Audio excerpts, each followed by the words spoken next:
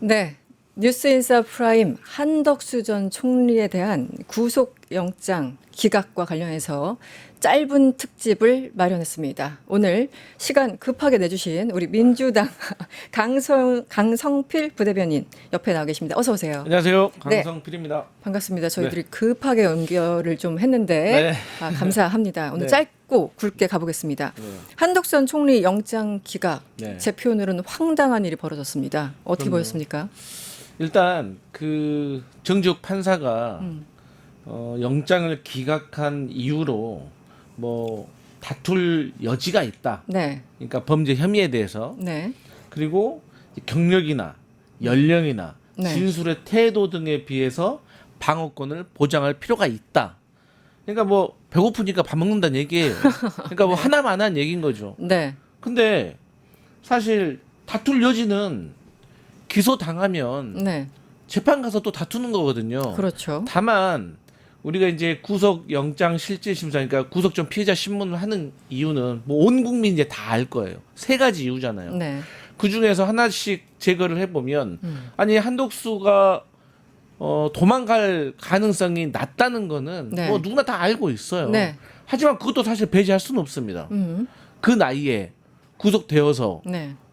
감옥에 가게 되면 네. 못 나올 수도 있는데 네. 도망갈 수도 있는 거죠. 사실. 극단적인 상황에 몰리면 무슨 그럼요. 생각할 수 있다. 네. 네. 뭐 영어도 잘한다고 하니까 뭐 미국 갈 수도 있는 거 아니겠어요? 네. 그리고 이제 뭐 어디 뭐 언론사에서 클로징 멘트가 기억나는데 지금 한독수 피의자에 대한 혐의가 내라는 방조잖아요. 네. 이 방조는 형량이 네. 주범의 절반 정도 된다고 하더라고요. 절반 정도. 네, 그러니까 뭐 상황에 따라 다를 수는 있겠지만 거의 평균적으로 쉽게 말하면 양형을 우리가 이 주범의 절반. 그러면 주범이 10년 받으면 방조범은 대략 뭐 5년 정도라고 네. 생각하는데 네. 이 내란 우두머리의 주범의 형량은 네. 사형 혹은 무기징역이죠. 무기징역이에요. 네. 그럼 무기징역의 절반은 뭐예요? 상당히 상당히 네. 중형이 그렇죠. 예상되죠. 네. 네. 이제 그런 상황이기 때문에 사실 저는 그 도주 우려도 저는 배제할 수 없다고 생각하는 사람 중에 한 명입니다. 네. 그런데 이제 더 중요한 거는 이제 나머지가 이제 이 사안의 중대성. 네. 그러니까 이 부작이라고 하죠. 네. 부작위가 뭐냐면 내가 경찰이 음주 단속을 해야 돼. 그게 임무잖아요. 역할이고. 근데 음주 단속을 안 한 거예요. 그래가지고 음주 단속 한 사람이 그냥 지나가 버렸어. 그걸 부작위 일을 안 했다라고 하는 건데 네. 우리 재헌 헌법에 보면 네. 총리가 네. 왜 국회에서 동의를 받아야 된다고 하냐면 그 대통령의 독재를 막기 위해서 총리에게 권한을 준 것이고 그러한 정통성과 당위성을 부여하기 위해서 우리가 네. 국회에서 동의를 받아야 된다라고 한 거예요. 네. 그만큼 일반 자범들하고는 다른 거예요. 일반 자범들은 방조라는 것이 소극적이나 적극적으로 좀 분류가 될 수가 있겠지만 그 한독수 같은 경우는 국무총리이기 때문에 네. 이 계엄에 대해서 적극적으로 막지 않는다면 그 행위 동안 잘못된 거라는 거죠. 네. 그러니까 고위공직자로 갈수록 그만큼의 책임과 권한이 부여되는 거거든요. 네. 그만큼의 대우를 받잖아요. 그래서 네. 이런 것에 있어서 이제 잘못된 건데 그럼 하나하나 잠시만요. 네. 일단 내란 우두머리 방조 혐의입니다. 네. 여기에 대해서 이제 쟁점은 이 사람이 여기에 대해서 정말 적극 지지하는 행위가 있었는가, 네. 그리고 의사가 있었는가, 네. 이 둘 다가 네. 충족이 돼야지만 네. 된다라는 거잖아요. 네. 그래서 여기서 뭐 논란의 여지가 있다, 법률적인 뭐 쟁투가 있다라고 얘기를 했는데 특검 측은 아니다. 그 당시 국무회의, 그게 국무회의인지 아닌지도 모르겠고 그 상황, 그리고 CCTV에 포착된 그 이상민과 한덕수가 뭐 문서를 보고 있는 그런 상황들, 그리고 국회에 나와서 거짓말을 하고 있는 이런 상황들을 보면은 적극적으로 지지 원조하는 행위 혹은 의사가 있었을 것이다라는 게 특검의 입장입니다. 네. 도대체 이 정 판사는 어제 뭐가 문제였을까요? 제 생각에는 네. 판사들의 또 생각은 머릿속에 가지고 있는 생각은 좀 우리가 다를 수가 있는데 접근법이 그냥 이 내란 방조라는 혐의에 대해서 저는 의문을 갖지 않았을까? 이것도 정재욱 판사를 정말 제가 이해하려고 했을 때 네. 네. 그러니까 이분이 이제 뭐 경찰대 나와가지고 경찰 하다가 사시 봐가지고 뭐 법률구조공단에서도 근무했었고 네. 이제 김건희 이상민 구속시킨 사람인데 그러니까 내란 같은 경우는 내란 우두머리가 있고 그다음에 주요 임무 종사자가 있고 그렇죠. 그다음에 부안해동 소극적 가담자 이 세 가지로 분류된다고 하더라고요. 네. 근데 여기에 내란 방조자라는 거는 네. 조금 본인이 봤을 때 법적으로 법 체계상 조금 애매하다고 생각을 했나 봐요. 좀 과하다고 편하게 말하면 좀 과하다고 생각한 거예요. 과하다는 표현보다는 조금 이게 맞느냐 이 혐의가 방조가. 그러니까, 예, 뭐 예를 들어서 우리가 그 어떤 범죄를 절도를 했다. 그럼 이 절도 혐의를 적용을 해야지. 네. 이것을 무슨 뭐 손괴라든가 뭐 좀 비슷한 걸로 하면은 조금 애매하다는 식의 저는 그런 생각을 했다고 생각한 게 아주 100번 양보해서 네. 다 의미 없는 말이지만 네. 그리고 근데 이제 적극적으로 가담을 했죠. 했죠. 예. 네. 왜냐면 아니면 머리가 상당히 멍청하던지. 그러니까 이 본인의 주장은 이거 아니에요. 아니 본인이 막으려고 했는데 대통령 고집이 세서 윤석열이 고집이 세니까 못 막을 것 같으니까 네. 사람들을 더 불러가지고 네. 내가 막으려고 했다라는 거잖아요. 그게 한덕수의 주장이죠. 그렇죠. 네. 그런데 이 주장이 왜 말이 안 되냐면 오히려 국무회의를 소집을 안 해서 법적인 정당성을 훼손을 해버렸어야죠.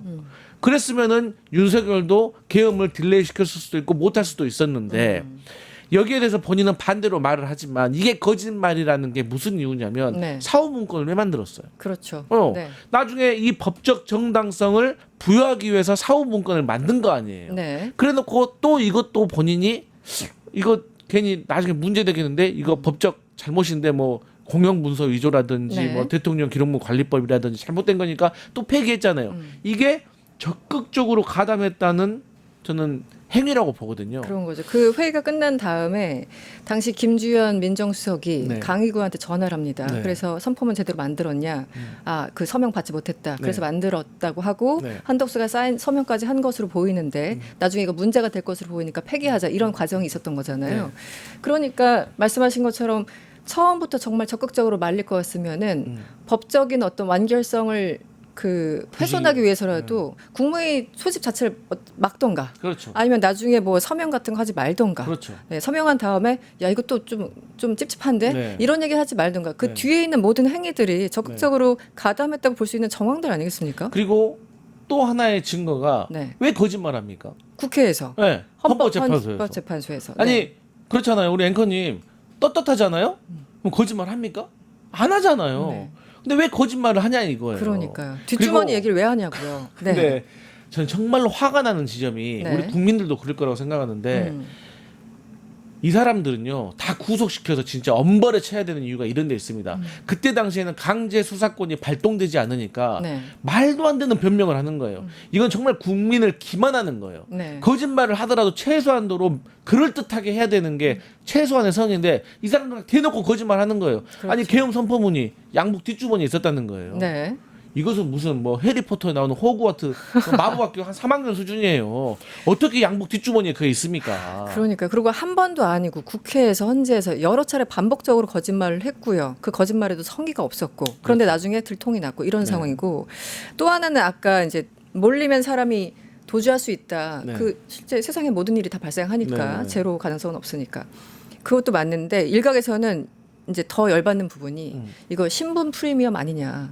그러니까 소위 말하는 고관 대작들 출신이니까 네. 구속 같은 거 안 하고 도주 뭐 없어. 네, 우리 네, 없어. 네, 네. 우리 일반인들은 다 구속시킬 것 같은 저 판사들이 네. 왜 한덕수나 이런 사람들을 줄줄이 풀어주는 건지 거기에 대한 이 법감정도 상당한 것 같아요.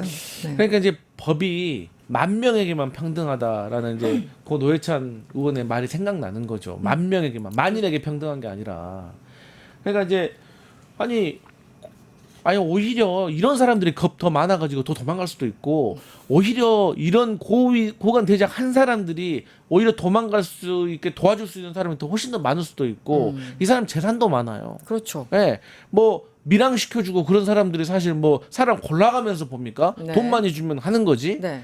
그래서 저는 참 그 하나 두 가지 세 가지 이유 중에 그 어느 것 하나 저는 납득이 안 된다. 납득이 가지가 않는다. 네. 그리고 사실 한덕수에 대해서는 정말로 문제가 있던 것들이 우리 국민들 기억하시겠지만 네. 조한창, 정계선, 마은혁 이 헌법재판관들 임명도 거부한 사람이에요. 그렇죠. 그러면서 또 반대로 공공기관장은 13명이나 본인이 임명을 했어요. 그러니까 첫 번째가 내가 고난대행이니까 네. 임명할 수 없다, 권한이 없다라고 해서 헌법재판관들을 임명 안 하면서 공공기관장들은 또 자기가 임명을 해요. 대통령 놀이한 거잖아요. 네, 완벽한 모순이죠. 네. 그러니까 그러면 자 인사는 그런다. 그러면 이 헌법재판관들을 왜 임명을 안 했겠습니까? 탄핵 절차를 지연시키고 방해하려고 했던 거죠. 네. 공범이니까 그런 거예요. 그리고 한덕수는 여러분들 뭐 기억하시겠지만 계엄 있자마자 얼마 뒤에 한동훈과 같이 나와서 또 공동정부를 수립하겠다는 등 네. 여러 가지 얘기를 했었고 나중에 결국은 잠깐이었지만 김문수 후보를 제치고 본인이 대통령까지 되려고 했던 그 모든 행위들이 사실은 뭔가 찝찝한 게 있으니까 그런 거잖아요. 네. 어쨌든 마지막 질문을 좀 드리고 싶습니다. 이 한덕수 구속 자체도 중요하지만 네. 그 이후에 박성재도 기다리고 있고 네. 최상목도 기다리고 있습니다. 네, 이 부분이 맞습니다. 더 큰 문제인 것 같아요. 그러니까 이제 제가 가장 우려되는 거는 지금 이제 그 추경호 전 국민의힘 원내대표가 네.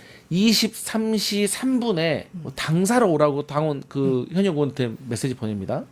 그리고 나서 6분 후에 또 23시 9분에는 또 뭐 국회로 오라고 합니다. 네.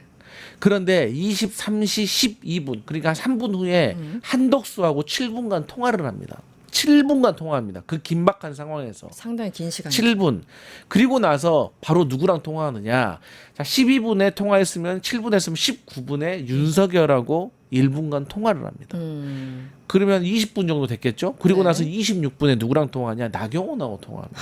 바빴어요. 그러니까 이건 뭐냐? 이건 제 추측인데 한덕수하고의 7분 동안의 대화에서 한덕수가 윤석열에게 지시를 받아가지고 네. 국민의 추경호한테 전화해. 네. 그래가지고 추경호에게 국민의힘 현역 의원들을 통해가지고 계엄 해제 의결 방해해라는 전 지시를 내렸다고 생각을 해요. 네. 그리고 나서 한덕수가 추경호를 설득을 하고 나서 네. 설득됐습니다 하니까 윤석열이 추경호한테 전화해서 수고했어 하고 마무리. 그러니까 이 7분간의 통화에 대해서 규명을 하려면 저는 한덕수를 구속을 시켜가지고 네. 정신적으로 무너뜨려 놔야지 이걸 통해서 말씀하셨던 박성재라든지 김주현이라든지 다른 국무위원 그리고 네. 국민의힘 현역들이 과연 이 내란의 공범인지 아닌지를 밝혀낼 수 있는 이 중요한 수사가 조금 차질이 생긴 것 같아서 우려스럽습니다. 네, 알겠습니다. 지금까지 민주당 강성필 부대변인과 함께했습니다. 오늘 말씀 고맙습니다. 네, 감사합니다. 유튜브 구독하고 실시간 채팅과 댓글을 남기시면 매일매일 7,000TTCO를 드립니다. 참여 방법은 통통물 어플을 다운로드하고 회원가입과 로그인을 해주세요. 마이페이지에서 나의 회원 고유 번호를 복사해주세요. 유튜브 구독 후 실시간 채팅이나 댓글창에 고유 번호를 한 번만 입력하면 준비 끝! 지금 유튜브 채팅과 댓글 쓰기 참여하고 7,000TTCO 받아가세요.